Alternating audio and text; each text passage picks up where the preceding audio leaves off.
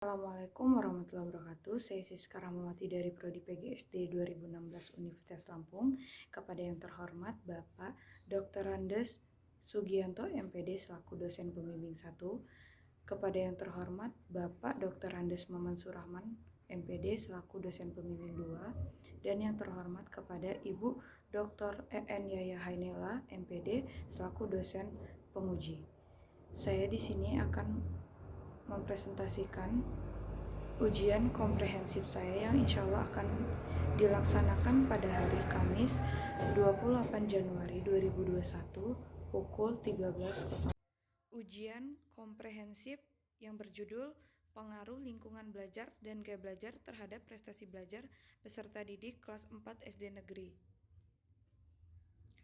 Latar belakang, berdasarkan penelitian pendahuluan di SD Negeri 1 Labuhan Dalam, Bandar Lampung, peneliti memperoleh data bahwa peserta didik mempunyai prestasi belajar yang belum memuaskan.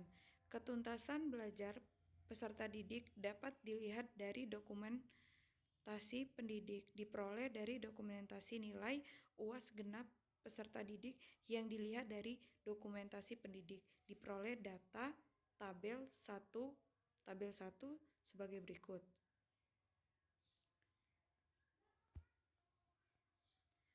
Identifikasi masalah.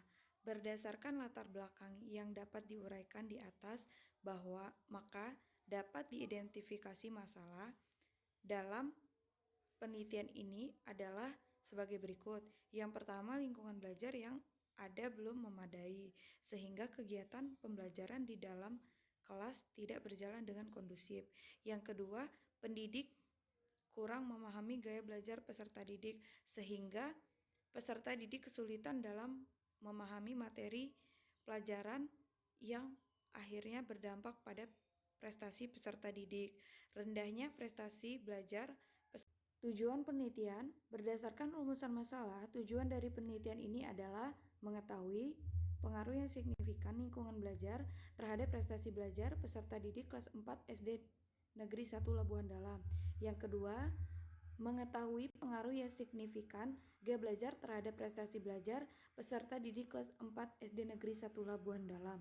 Yang ketiga, mengetahui pengaruh yang signifikan lingkungan belajar dan gaya belajar terhadap prestasi belajar peserta didik kelas 4 SD Negeri 1 Labuhan Dalam.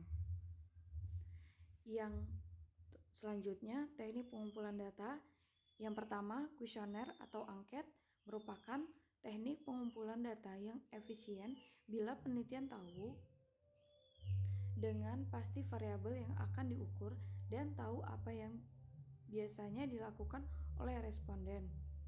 Teknik pengumpulan data menggunakan angket dilakukan untuk melihat lingkungan belajar serta gaya belajar peserta didik.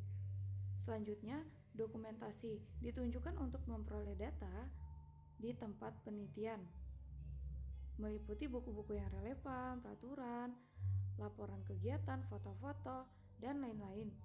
Data yang diambil melalui dokumentasi digunakan untuk melihat proses pelaksanaan penelitian yang dilaksanakan.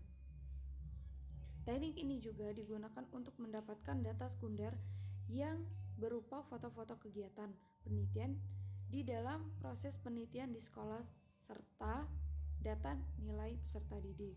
Selanjutnya, uji coba instrumen angket yang telah disusun kemudian diuji cobakan dengan kelas yang bukan menjadi objek penelitian untuk menjamin bahwa instrumen yang digunakan baik, maka dilakukan uji validitas dan uji reliabilitas. Uji coba instrumen angket akan dilakukan pada kelas 4 SD Negeri 3 Kampung Baru.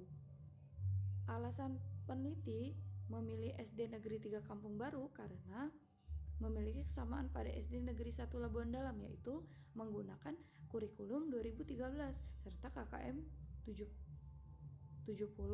pada ujian akhir sekolah. Selanjutnya, uji prasyaratan instrumen. Yang pertama, uji validitas instrumen menggunakan rumus korelasi produk moment. Yang kedua, uji reliabilitas menggunakan rumus korelasi alpha convert. Selanjutnya, Uji prasyarat analisis data. Yang pertama, uji normalitas menggunakan uji C kuadrat. Yang kedua, uji linearitas menggunakan rumus utama pada uji linearitas yaitu uji F. Selanjutnya, uji hipotesis. Uji hipotesis yang berfungsi untuk mencari makna pengaruh antara variabel X terhadap Y. Maka, untuk pengujian hipotesis pertama dan kedua diuji dengan rumus korelasi produk momen. Hasil analisis data. Yang pertama, analisis uji instrumen. Yang kedua, analisis uji linearitas.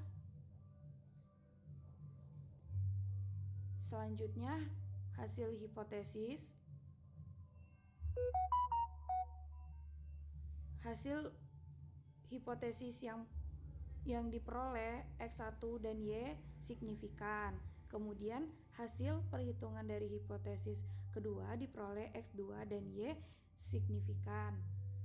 Kemudian hasil perhitungan uji hipotesis X1 dan X2 serta secara bersama-sama dengan variabel Y signifikan. Kesimpulannya, terdapat pengaruh yang signifikan lingkungan belajar terhadap prestasi belajar peserta didik kelas 4 SD Negeri 1 Labuhan Dalam.